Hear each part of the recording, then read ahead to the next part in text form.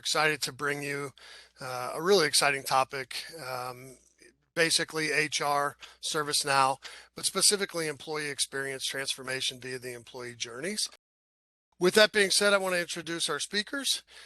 We've got two great speakers today in Molly Rogers and Carol Hayes. A little bit about both. Molly has been in HR over 25 years.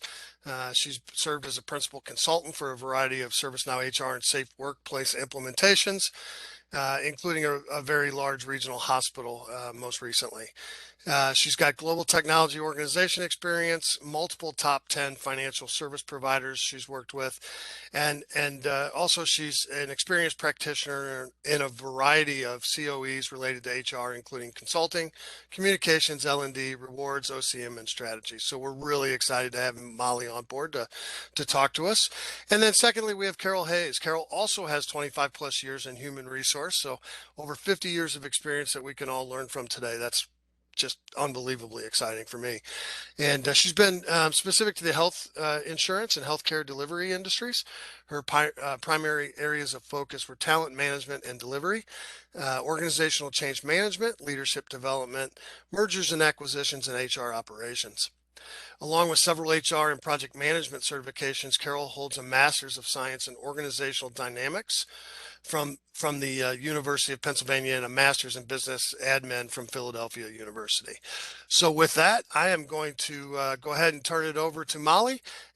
All right, great. Thanks everyone for joining us. And we are going to spend some time talking about the expectations of the employee experience. We're going to dig into employee journeys and how that ladders up to your overall employee service transformation journey.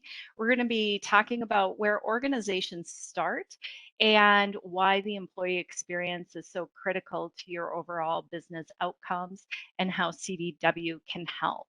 With that being said, we're going to go ahead and jump right on into our discussion. So just to take a great big step back and talk a bit about employee experience.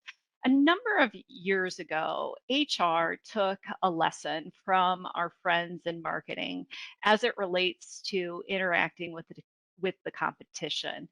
And in consumer marketing, it's long been a practice that to be competitive in the consumer marketplace, and to compete for business, you need to really focus on the consumer experience. And as we all are aware, we're all in intense competition for talent in the employment marketplace.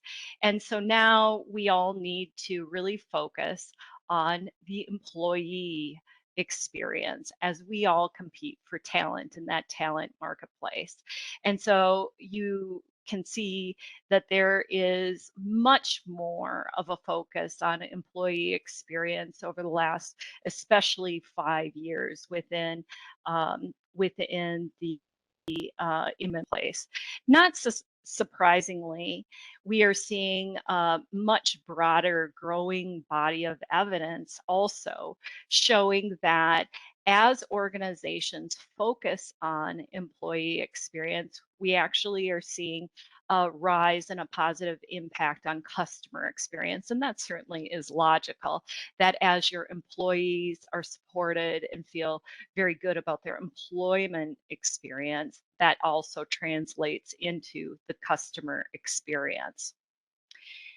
For those of you who are IT and platform leaders, your teams are actually the linchpin for employee experience at scale. Having scalable, consistent employee experiences is only possible with supportive technology that spans across HR, IT, and other parts of your organization that serves employees. And research is clear that employees' expectations have changed, and having disparate experiences no longer is acceptable. And all parts of the organizations really need to seek to attract and retain this elevated experience. And the technology is absolutely critical to that. So I'll tell you a story. A few years back, I used to manage a very large early talent program. And as part of that early talent program, we would hire recent college graduates called associates into our programs. And we would hire, just a whole huge crew of interns um, that were currently in college. And at one point, I remember there was a college associate that we had just hired. And I happened to be talking with him. He was in one of the programs and he had asked me a question. And it was some sort of HR question.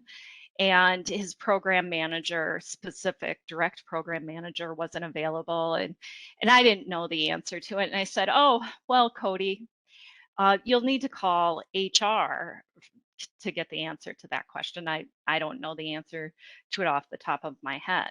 And he looked at me, and this was in a banking organization, and we were in the banking office, and they had little cubes that had like computers and phones and such. And he looked at me and he said, "What do you mean?" And I said, "Well, you need to call the HR hotline to get your question answered." And he said, "You mean like go in and use that corded phone to call a hotline to get my answer?" And I said, "Yeah, that's exactly what you need to do." And he said, "Well, don't we have like an internal Google where I can just Google it?" And in that moment, I saw so very clearly that there was just this complete disconnect in what his expectations were for how he would get the answers to his questions and how we as the employer was serving up the experience. And it it wasn't like we were just, not meeting his expectations. It was the kind of distastefulness and disgust on his face that he would actually have to pick up a phone and call someone to get his answer versus just being able to internally Google it to get his answer was a perfect example of how expectations have changed. And we're even seeing now expectations are even shifting to, oh, do I Google it or do I ask the chatbot? And so these expectations are shifting. And as employers, we have to make sure that we are meeting our employees where they are and giving them the experience that they're expecting. So And bottom, Molly, if I yeah, can actually, it's sure, Carol. I'm going to sure. chime in here. So one of the things to always think about too with employee experience and customer experience is most employees want to achieve their answer within no more than 3 clicks.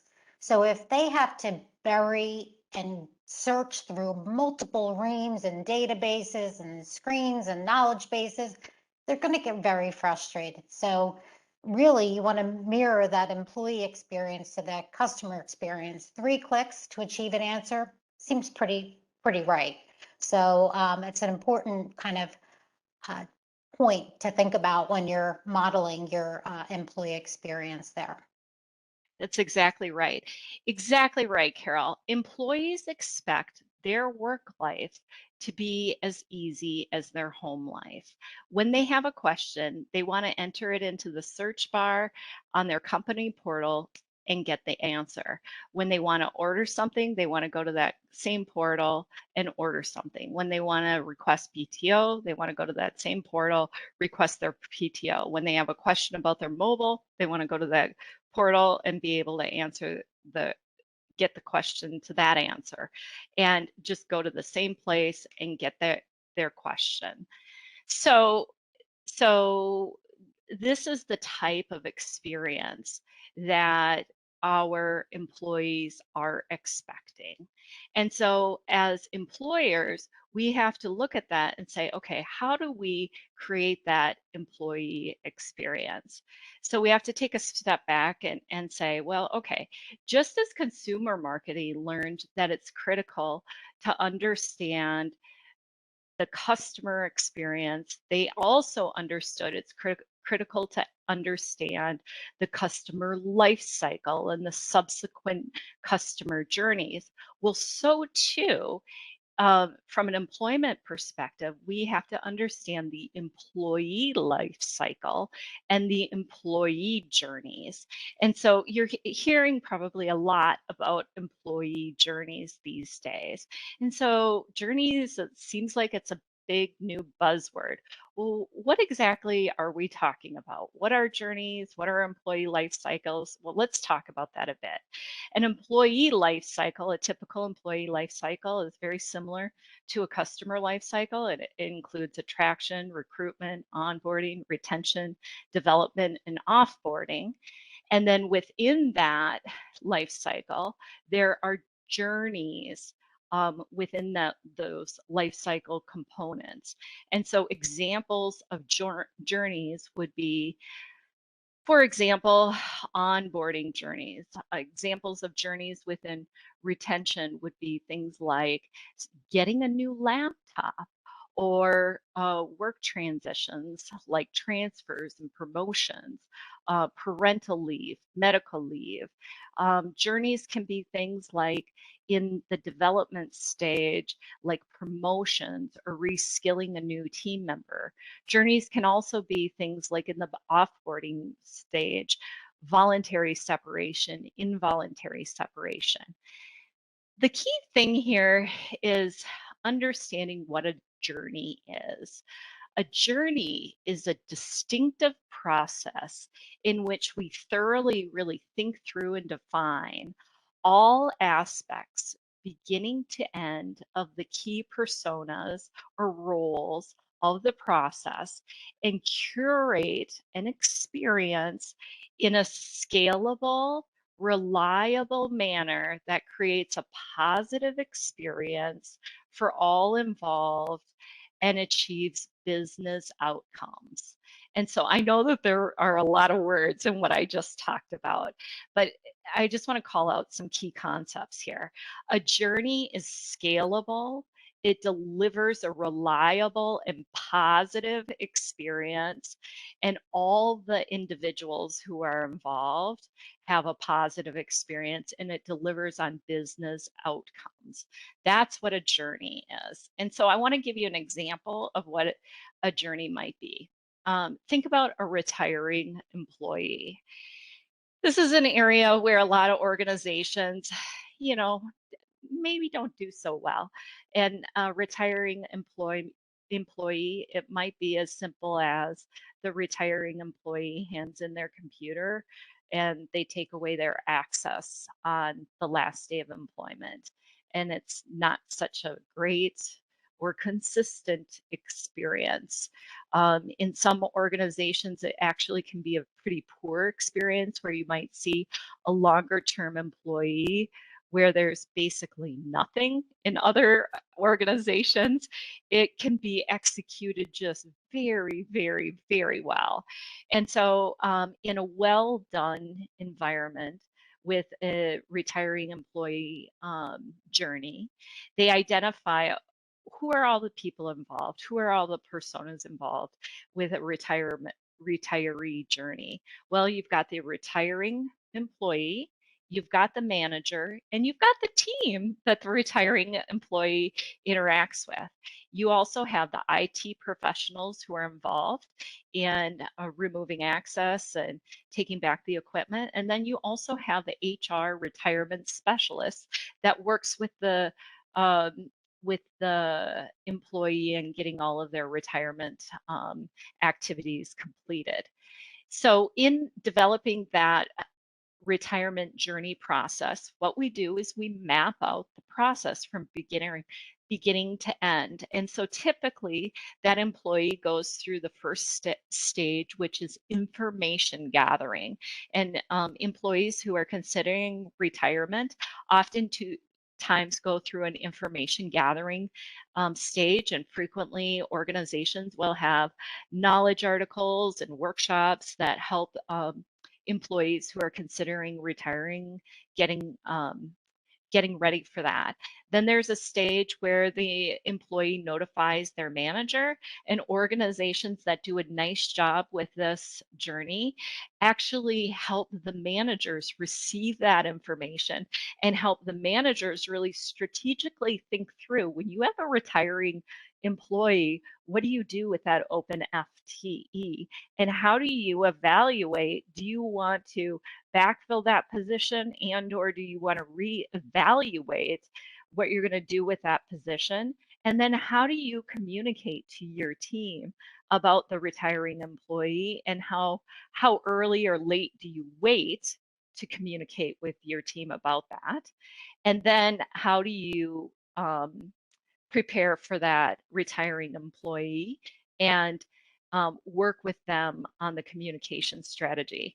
And then you have the week before the individual leaves, and then the last day of leaving, and then finally the alumni process. And so through this process, we map out all the different steps of that, and how not only your system can support it, but what are the activities that each of these key personas are going to do? And then once again, how can this system support that?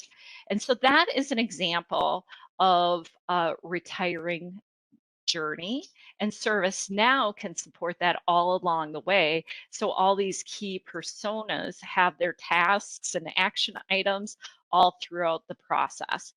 And Molly, one important thing on that too is knowledge transfer.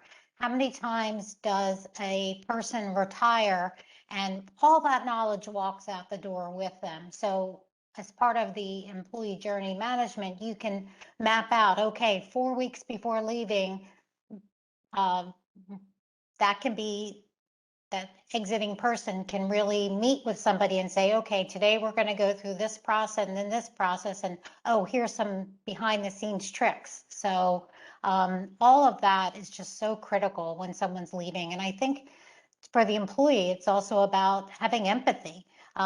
They've got that knowledge, and we really want to make sure that they transfer that knowledge versus saying, thanks for your years of service, see you later, bye.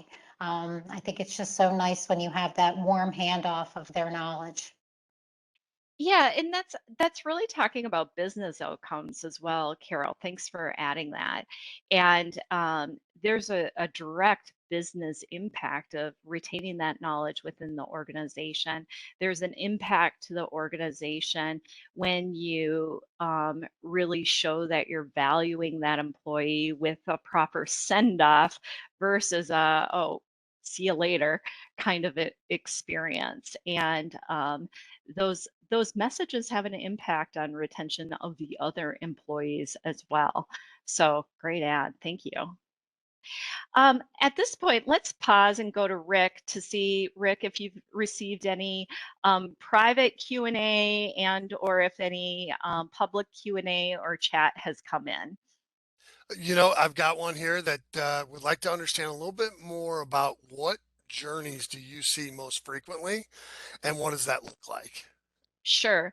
The journeys that I see most frequently, and Carol, I'd love to see you chime in on this as well, is, and this isn't going to surprise this audience probably very, very much, but onboarding, transfers, and offboarding are the journeys I see most frequently. And the reason being is it has interdepartmental complexity, especially onboarding, transfers, and offboarding. There's systems access. There's just a lot of complexity there between the different departments. And so, especially on ServiceNow, having a tool like ServiceNow helping that is really important. The other piece is I think I might have mentioned that journeys don't have to be particularly complex.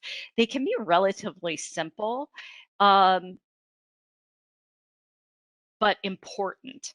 And the other thing that I want to call out that I see very frequently is direct deposit modifications. Now, you might look at this and think, well, that doesn't really seem like a journey. It's just a common HR service.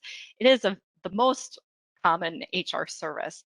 However, if it's not done correctly, it really is a pain point for organizations. And as we do HR implementations, if this if this one HR service is not done well, you're going to have some very dissatisfied employees. And so we see direct deposit modifications on the HR side as being one of the most important things to get right. And so if that's not done right, and if it's a pain point, we see that done. And it's something to make sure you get done right. Carol, what do you see?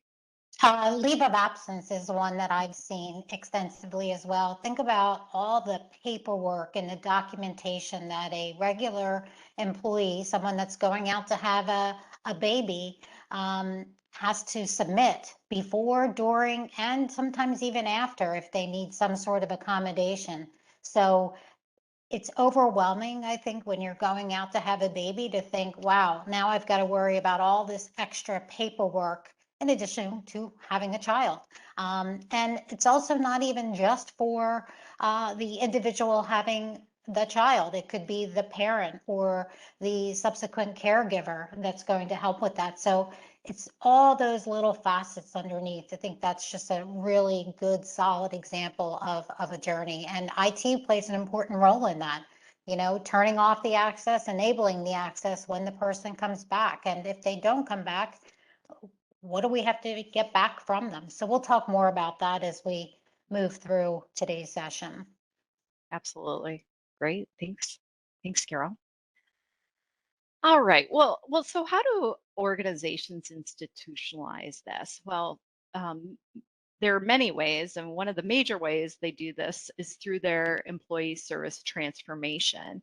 And on screen here is a common employee service model that's used by HR and IT. And on the left-hand side is kind of the process of moving across the maturity continuum. On the left side is very low maturity or no maturity, where an organization may essentially service their employees through offline processes like emails and spreadsheets. Then they move to a little bit more maturity where they stand up an HR IT service center. Then they also add on self-service capabilities with portal and knowledge management, those kinds of things. And then they start to really transform. Once they've modernized, then they transform into employee-centered journeys. And then they go into more innovation with virtual agent, elevated AI search, and some more data-driven strategic IT and HR activities. And so as a part of their broader employee service transformation process, employee-centered journeys is a part of that. And so, so oftentimes we're asked, well, how do you get started? And we work with organizations all the time, and no two transformations are the same. They're all driven by your business objectives, employee insights, and service data. And so you start with your goals, your objectives, and your vision. And what we see is that organizations obviously start with the basis of their business and keeping the lights on. Then they work on improvements that are really important to their business, and then move into the place of innovation. And oftentimes, organizations start start with or move into innovation through the pain points of their organizations.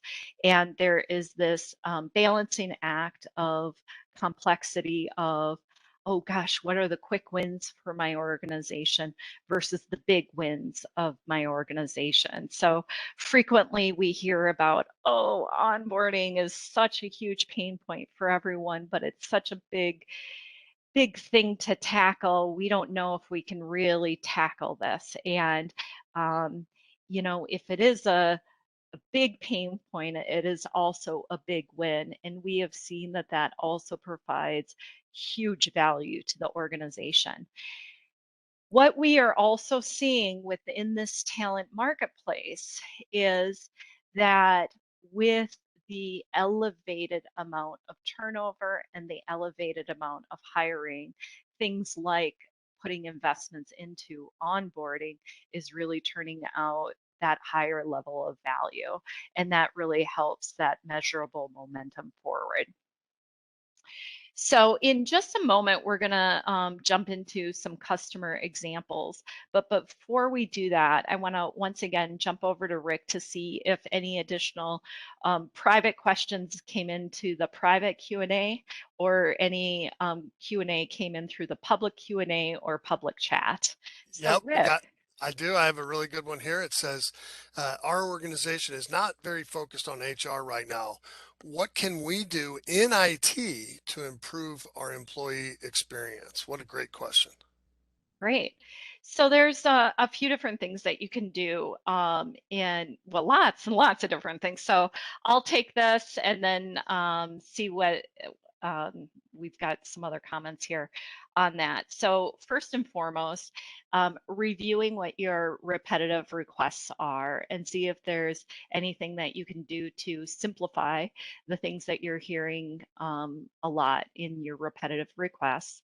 Similarly, with your repetitive incidents, if there's process improvements there. Obviously, looking at the feedback from your business and your users to gather insights from there, and then continually improving your virtual agent. Or if you haven't used virtual agent, exploring standing that up. We are seeing that there are big trends upward in the adoption of virtual agent. And this is something that organizations are really finding a lot of value in addition to continuing to improve their self-service knowledge capabilities. So employees are really wanting to be able to go and get their questions answered through knowledge whenever possible. So looking at, what you do to deflect those incidents and requests whenever possible as well. Rick, I'm sure you probably see a lot of these IT success stories from your chair as well. What would you have to add to that? Just because you had just mentioned and spoke about virtual agent, I'll talk about that. I have a large energy company that adopted virtual agent about 2 years ago, and we were talking to another energy company and they wanted to ask some questions. And one of them was, what was the percentage of deflection when you added virtual agent? And you'll be surprised maybe to hear it was upwards of 60%. Mhm. So 60% of the incidents coming in, the virtual agent was able to either answer or steer them to a knowledge article so that they could get their answer or get their fix without having to get human interaction. So 60% is just, it was like 58%, 57%, but I don't have it right in front of me, but just powerful information. So that's one that really comes to mind. Yeah, great. Great example. Very good. All right. Well, let's jump next into some customer stories. And I'm going to pass it over to Carol, and Carol is going to walk us through some examples. Thanks, Molly. The next two slides actually really do, next couple slides actually really go through two customer journeys that I'm going to explain for you. It certainly could not give them justice in a matter of 5 minutes, but I'm going to highlight some of the most important things that I think we did in our work with them. And each of these clients, I had the opportunity to work with them. And I really got to see the evolution. And it was so exciting to see those little things at first that seemed like, wow, that's not that much of a lift, but it really changed the employee experience. So just as Rome wasn't built in a day, so was the service transformation not built in a day. So this first client is a financial services industry, and they do a lot of government compliance and government contracting work. So their first foray into ServiceNow really was with that IT service management, really honing that their capability there. They did a lot to improve the employee experience.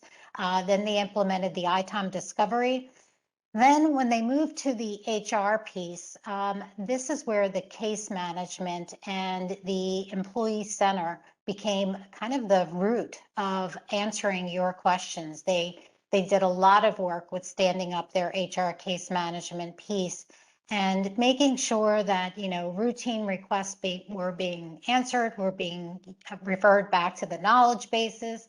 Kind of honing those knowledge bases became a very important piece for them during their HR case management journey. They also did some pieces with asset management, and that was an important facet to what they were working on. At the same time they were doing this, they decided to implement Workday, which really provided them a nice component, Workday for their HR service management piece. So Workday really coupling with ServiceNow really improved the user experience, and they really made sure who was the source of truth and how do those two systems interact, really refined and honing their process. They next did their onboarding. Onboarding was critical for them in that they often hire very large new hire classes.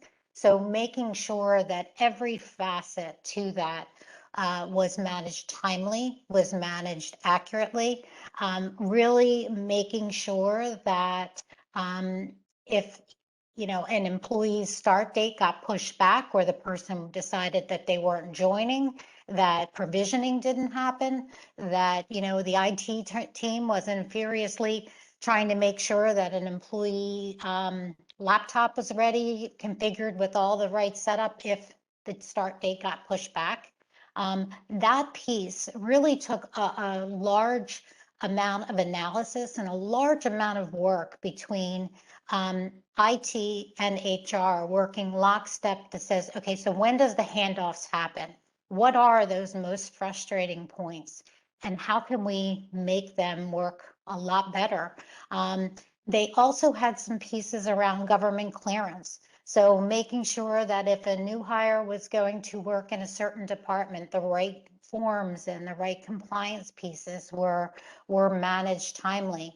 And this could seem as easily as like, oh, it's a form. Well, this form and this analysis was something that became so critical during audit processes to make sure that all of those steps were filed timely and that all of those pieces were kind of checked off before the employee actually started.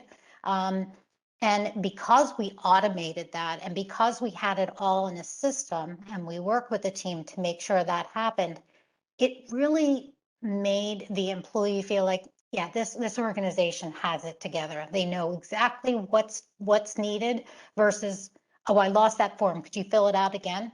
And I think that really helped because right around the cusp of this, we had COVID-19, and that really, because it was all in the system, the teams didn't feel like they had to reinvent themselves. They didn't have to make sure that they were starting from scratch. The work from home, having everything electronically managed, made that work at home experience very very good. We also had that, again, that remote onboarding became so important. Right after that, we worked closely with the cross-boarding and the transfers. And I think one of the neatest things with this was that it really enabled, like I said, with that compliance piece, if a person was transitioning from a department that they did not require a government clearance to a department where they did, that information was tracked, and we were able to say, okay, yes, that's been handled, that's been submitted, and it really, the system kind of enabled that process. And one thing that I wanted to mention throughout this is we did not remove the employee experience. The areas where there was high touch, where high touch was needed, where an employee had a question or an employee was concerned about, well, wait a minute, what's this form? What do I have to do here? That the HR team was able to step in and help answer that. That by far was, I think, one of the nicest pieces with this. So again, the cross-boarding and the transfers. The next was the LOA optimization. We're going to talk a little bit more about LOA in the next customer journey. Offboarding was very critical for this organization. Something that they really wanted to make sure that they tackled through this transformation was that, as we mentioned before, the offboarding is often as important as the onboarding. Folks feel like, yeah, got a really nice intro to the organization, and when I left, nobody even said goodbye. Nobody cared. This, by far, I think this organization really treated the entire process from onboarding through offboarding with empathy, and making sure that if you're leaving the organization, here's all the tasks that you have to do. As Molly and I mentioned before, if you're leaving an organization, well, what do I have to do? Where do I have an exit interview? Do I get to chat with somebody? Do I have to transfer information? Do I turn my ID badge back? All of those things were encompassed in the offboarding journey. Also, what they implemented, which was something that I thought was very, very good for this team. They have a lot of employees that decide they might want to leave the organization and then they want to come back. Their alumni portal is something that helps facilitate that. They really worked closely with their IT teams to make sure that they still had access to their alumni portal for a certain period of time. Really important. As we know, we've just gone through tax season.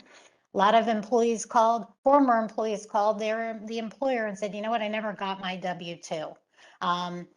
The alumni portal helped facilitate that. And it really reduced the number of calls for to the hotline and emails back. We were able to deflect that using the alumni portal.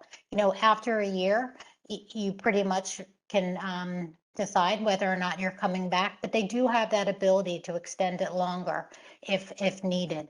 So their journey, as I said, was not one dimensional. They really encompassed lots of different areas throughout their time. And having all those multiple teams help with this was something that they said, you know what, we got to get it right. We got to get it right, and it's got to be good. And I think that was one thing that they were able to do with this customer. Yeah, this was a really interesting customer too, where they had gotten, ServiceNow really in place ahead of COVID happening, so that because of that, they were able to pivot um, in a way that was pretty remarkable when COVID hit, because they had these huge call centers and all of those employees had to pivot to working from home. And because they had moved all of their HR processes and IT processes to ServiceNow, it seemed, and like the government clearance piece to ServiceNow, I mean, that transition was pretty seamless. I mean, I guess that's an overstatement, but it was great that they had the foundation that they did. And so it it was a pretty amazing way that it just allowed them to scale with something that no one could have ever planned for. So this is really what they did. What they did was they really, again, focused on the light, kept keeping the lights on. They moved those disparate communications out of email and they made sure it was in ServiceNow.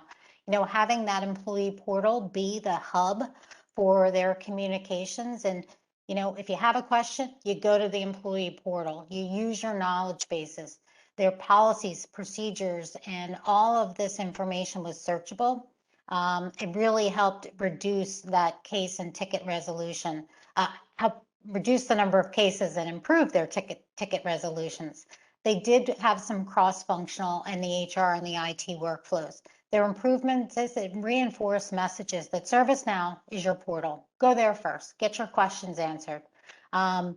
They also really solidified their common experience between HR and IT service centers with the accountability, with the surveys.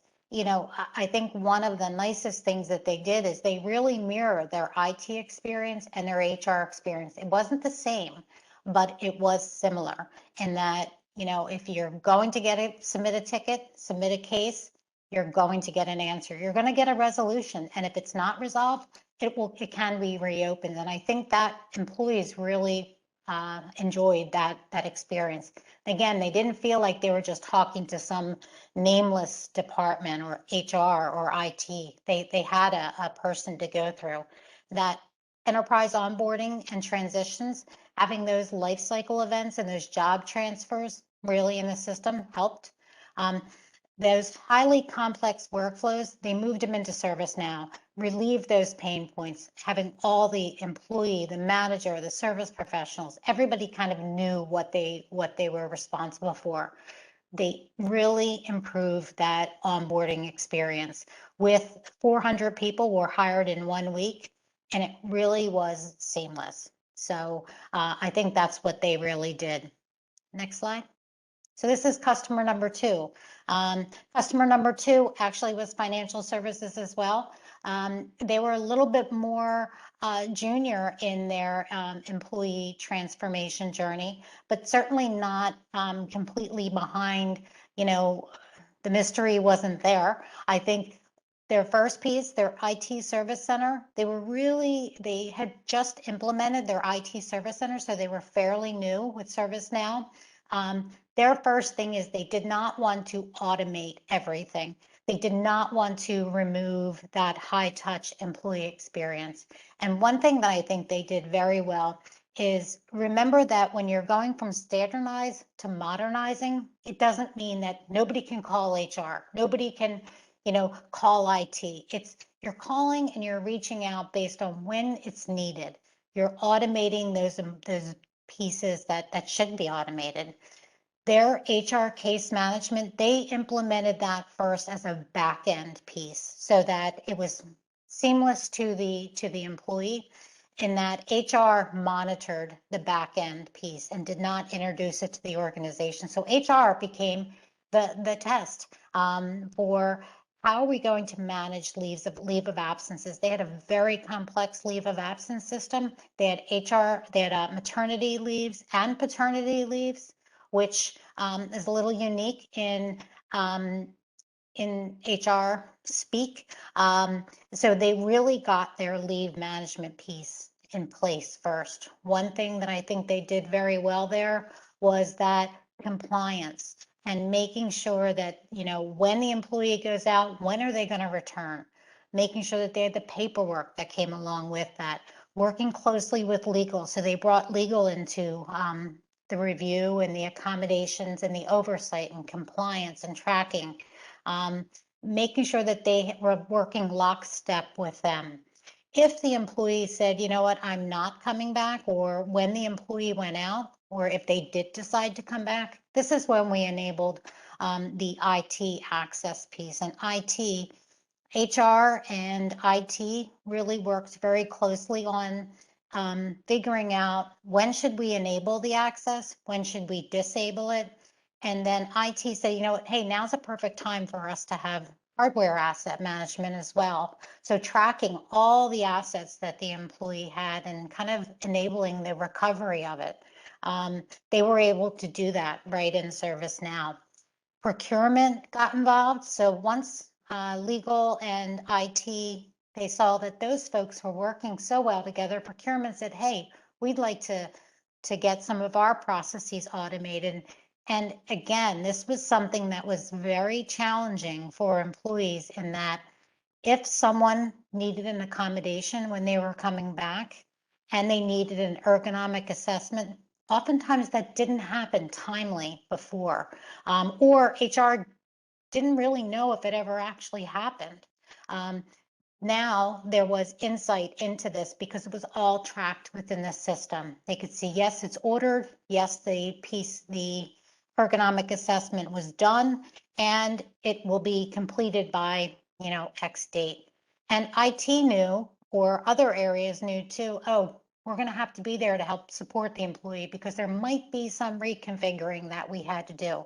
Right after that is when we worked closely with them to make that portal become their hub for all communication and all knowledge. Unlike the other company that said, out of the gate, we want to have the employee portal. This organization waited a little while to kind of have that because the employees felt ready, and we slowly, progressively implemented that employee portal being the hub for answers. Next, they went a little unique in that they went for employee relations. Employee relations, so this had a call center as well and some more administrative pieces. So there were some employee relations issues, and what their challenge there was that, following up with the employee and the manager to say, were there improvements? Were there things that the employee was supposed to do, and did they happen? Did the manager follow up? This employee relations module also included a manager dashboard. So leaders or executive leaders could have insight into the types of employee relations activities that were happening, investigations or corrective actions that were happening, performance improvement plans. So leaders had insight into that. Legal also had insight into that too, in helping enable root causes and trend analysis, and helped often if there were any kind of charges that they had to investigate. Then finally, ongoing HR optimization. So you can see from both of these two customer journeys, they were significantly different. But one thing at the root of this is, what's the biggest pain points for the employees? And that's where they said, we're going to keep working on those things. Next slide, actually. Molly, if you can do that for me. So what they did, not unlike the first one, progressive adoption of ServiceNow. Don't boil the ocean. It's a big nut to crack. So you've got to progressively adopt ServiceNow. Find those pain points. Move quickly from standardizing to modernize. You've got to move the needle on the employee experience. Closer interaction between HR and IT synchronization. Really important. What they did is that returning to work or the employee not returning from leave. Nothing's more aggravating. You've just returned from work, return to work from a leave, and your computer's not turned on, or I forgot my laptop. I can't get in. Something happened to my access. What happened? Having those close connections, they were able to really streamline that process. Better trending and root cause analysis. As I mentioned, having legal have some insight into that and figuring out, okay, this is the root cause. Might seem like it's over here, but it's really here. They were able to kind of identify that. Reducing risk. So making sure that audits were tracked and reported, and that really ensured compliance. Streamline workflows. really that's the root of what we're looking for. Your workflows need to be streamlined. And if they're not streamlined, finding ways to optimize where needed. So that's, I think, the two nice customers that we worked with. So hopefully that gave you some good insight into the way your transformation can be as well. So if you're still concerned, gosh, where do I start?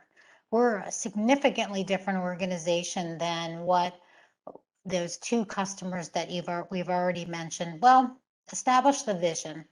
And every interaction from onboarding to offboarding should deliver on that vision.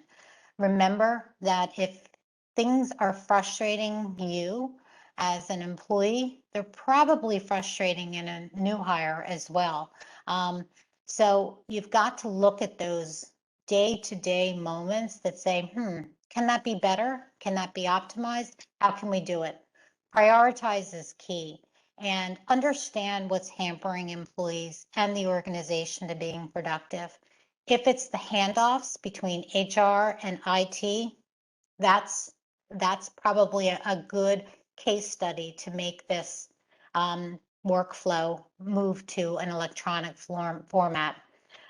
Invest in the workplace services. Go beyond HR and IT to build and integrate workplace services that address the needs of employees. So it's not just HR and IT. If it's legal that your team, if you're in the legal department and you interact often, there's some organizations that do a lot of H-1B tracking or legal services on behalf of their employees. There's a great way to optimize that process. Anything where there's lots of communication that's required, move it out of email. Oftentimes email becomes the source of all information. It's really hard to track things when it's in multiple emails. So invest in those workplace services that can really get you the lift that you need. Remember, it's about people. Invest in those moments that matter. And it's empathy-driven experiences throughout all of this. Hopefully, you've heard that it's not negative to move out of a spreadsheet to an optimized process. It's making things move where they need to be. And if an employee does need to call HR or IT, that's the right time to do it. And make it simpler, make it better, and make it more satisfying. Replicate and expand.